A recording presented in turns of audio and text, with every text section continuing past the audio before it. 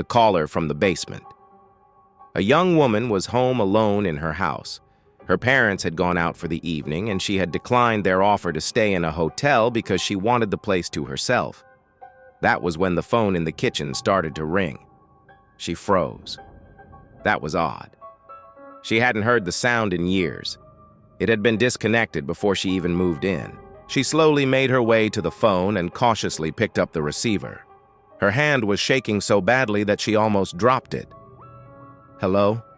she whispered, her voice barely audible above the sound of the dial tone.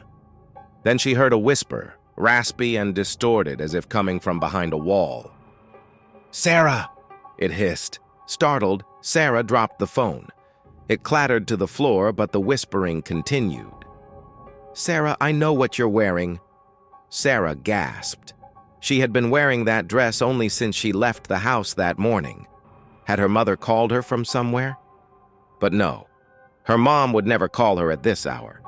And besides, they both knew she wouldn't answer. As she stood there frozen with fear, the whispering continued.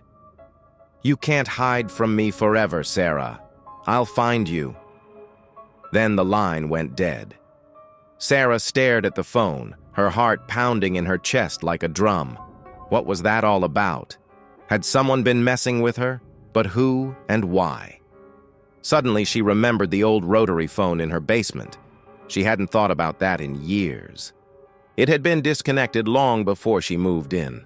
Curiosity got the better of her, so she grabbed a flashlight and headed down the stairs to the basement. The air grew colder as she descended, sending shivers down her spine. At the bottom, she flipped on the light switch, but the bulb didn't work. She sighed. Of course it didn't.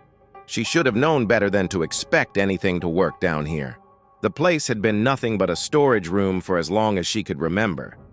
She approached the phone and saw that it was off the hook.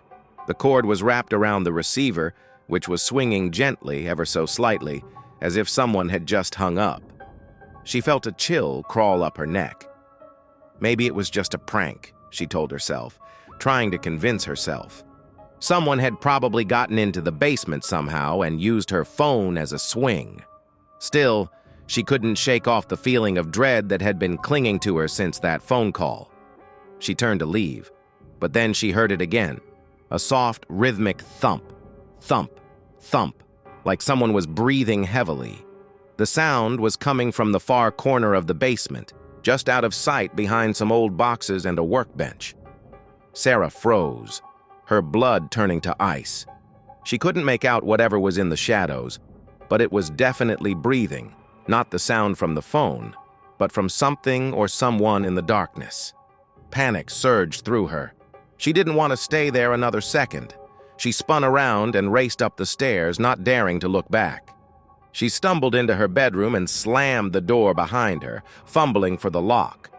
As she leaned against the door, catching her breath, she heard it again, the sound of the phone ringing. This time it wasn't coming from the basement, but from her bedroom.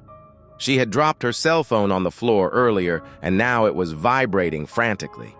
With trembling hands, she picked it up. The caller ID showed an unknown number.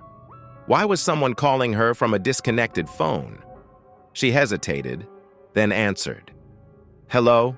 she whispered, her voice shaking. There was a pause. Then a voice, distorted and menacing, whispered in her ear, "Guess I found you." Sarah screamed and dropped the phone. She scrambled away from it, her heart pounding in her chest. The voice had been close, too close. She could feel its hot, fetid breath on her neck. She looked at the phone, then at the closed door, her mind racing. Was she in danger? What did that voice want from her?